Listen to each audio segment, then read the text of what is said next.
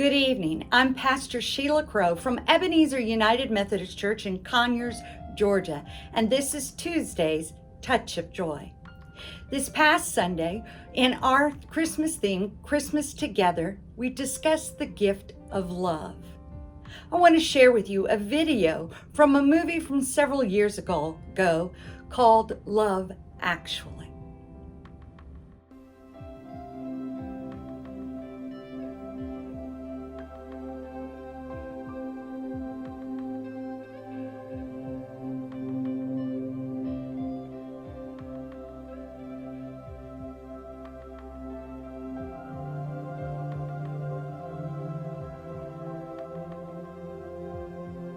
Whenever I get gloomy with the state of the world, I think about the arrivals gate at Heathrow Airport.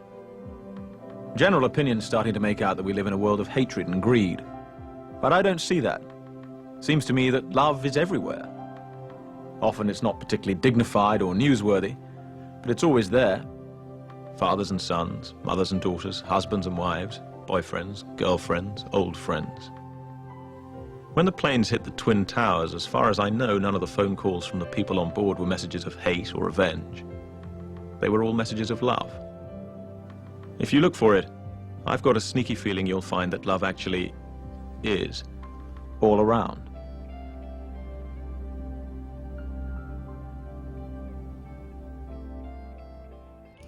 In the video clip, Hugh Grant's character begins to discuss where he sees love.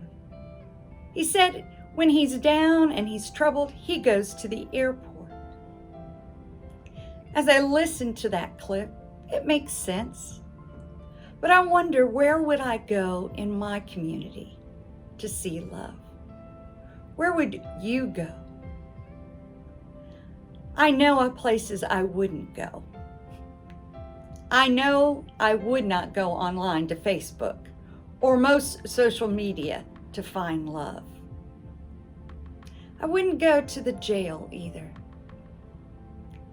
There is much anger there, many who are hurting, but it's not a place that I think of as really being a place of love. I don't think I would go to a nursing home either. Too often, we just put people there and their family leaves them and they're all alone. So where would I go? I think I would want to go to the nursery at the hospital. You know, where all the babies are.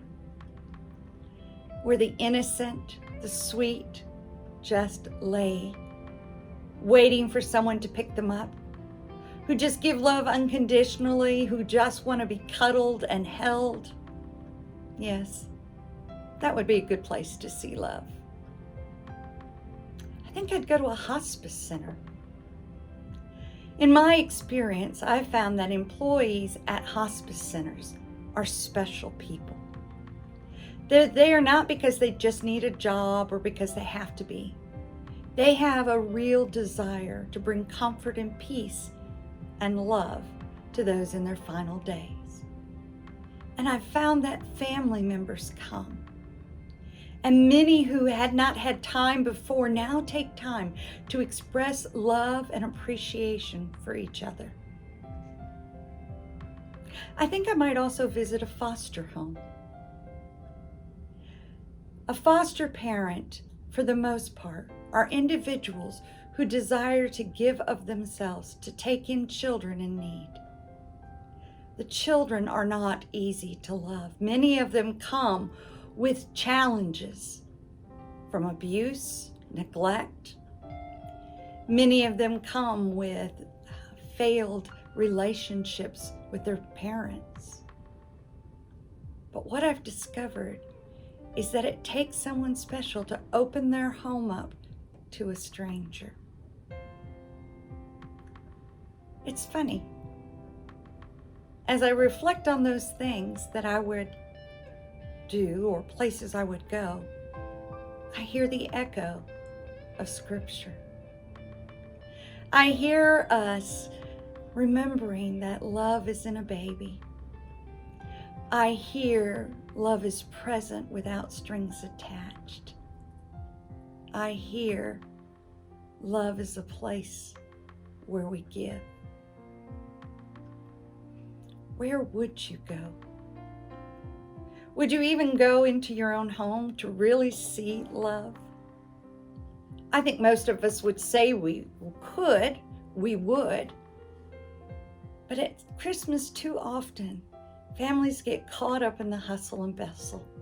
In fact, it tends to be one of the highest times of year in which DFACS, the Department of Family and Children Services, is called out because of violence and aggression in the home and having to remove children.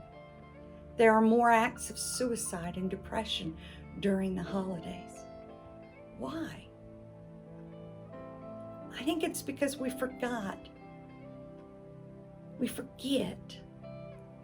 that love is presence. Not the kind you wrap up in paper or the kind you put bows on, but the kind that says, I'm here with you.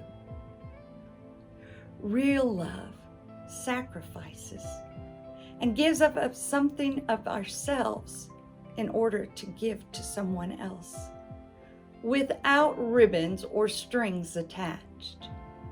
Too often our presence literally tie up our other people or the people we give it to with obligations and responsibilities.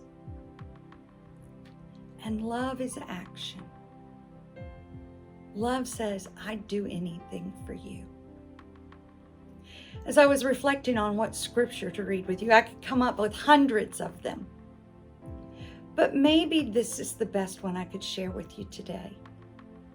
Someone rewrote 1 Corinthians chapter 13, the love chapter, to be an expression of love for this season. Listen carefully to the words. If I decorate my house perfectly with plaid bows, strands of twinkling lights, and shining balls, but do not show love to my family, I'm just another decorator. If I slave away in the kitchen baking dozens of Christmas cookies, preparing gourmet meals, and arranging a beautifully adorned table at mealtime, but do not show love to my family, I'm just another cook. If I work at the soup kitchen, carol in the nursing homes, and give all that I have to charity, but do not show love to my family, it profits me nothing. If I trim the spruce with shining and shimmering angels and crystal snowflakes, attend a myriad of holiday parties, and sing in the choir's cantata, but do not focus on Christ, I've missed the point. Love stops the cooking to hug the child. Love sets aside the decorating to kiss the husband. Love is kind, though harried and tired. Love doesn't envy another home that has decorated Christmas china and table linens. Love doesn't yell at the kids to get out of the way, but is thankful they are there to be in the way. Love doesn't give only to those who are able to give in return, but rejoices in giving to those who can't.